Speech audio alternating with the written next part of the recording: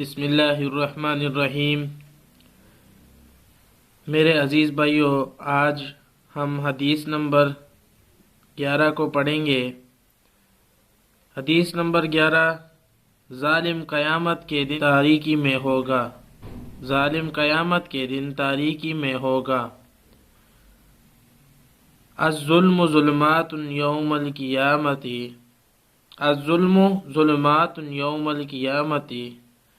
ترجمہ: ظلم قیامت کے روز اندھیروں کی صورت میں ہوگا۔ ظلم قیامت کے روز اندھیروں کی صورت میں ہوگا۔ تشریح میں کچھ اس طرح لکھا گیا ہے: ظالم قیامت کے دن تاریکی میں ہوگا۔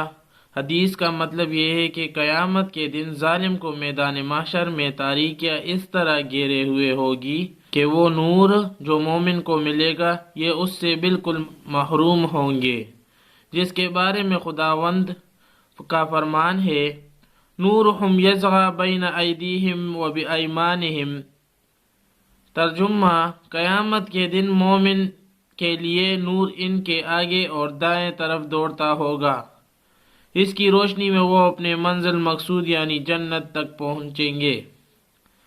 تو بھائی دوستو، اور وضاحت اس طرح ہو سکتی ہے کہ بعض علماء نے فرمایا کہ اس حدیث میں جو لفظ ظلماتن، اس حدیث میں یہ ظلماتن جو لفظ ہے، اس سے مراد قیامت کے دن کی تکالیف اور مشکلات ہے جن میں قیامت کے دن ظالم لوگ گھرے ہوئے ہوں گے۔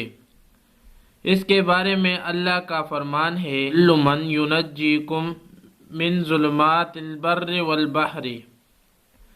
ترجمہ: کہہ دیجئے کہ کون ہے جو تم کو خشکی اور دریا کی تکالیف سے نجات دیتا ہے۔ ظلم کی قباحت کی ایک وجہ یہ بھی ہے کہ اس سے انسانی زندگی مسخ ہو کر رہ جاتی ہے اور معاشرہ تباہ ہو جاتا ہے۔ اسلام چاہتا ہے کہ انسانوں کی آپس میں ہمدردی اور بھائی چارگی ہو، مگر ظلم سے یہ سب ختم ہو کر رہ جاتا ہے۔ معاشرہ بالکل آتش کدہ کا منظر پیش کرنے لگتا ہے۔ معاشرہ بالکل آتش کدہ کا منظر پیش کرنے لگتا ہے۔ بھائی دوستو، اگر آپ نے ہمارے چینل کو سبسکرائب نہیں کیا ہے تو سبسکرائب کر لے اور بیل آئیکن کو آل پہ کر دے تاکہ ہماری ویڈیو آپ تک پہلے پہنچ سکے اور آپ کے دن کا آغاز حدیث مبارک سے ہو۔ اللہ تعالی ہمیں اس حدیث پر عمل کرنے کی توفیق عطا فرمائے۔